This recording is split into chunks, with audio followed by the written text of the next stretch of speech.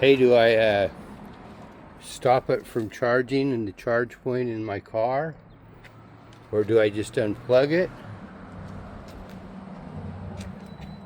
Or do I turn it off here?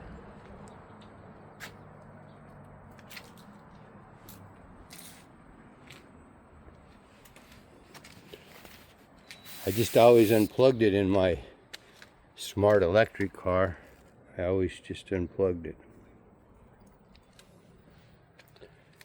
So, what do you think?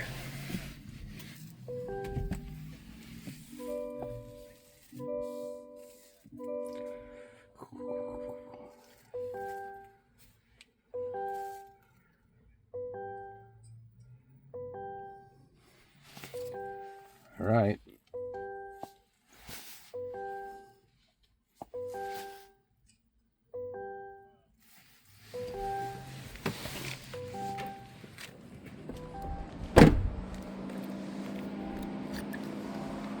I think just unplugging it with ChargePoint's fine. And I think it depends if you're a customer, prepaid or whatever, too. Happy motoring.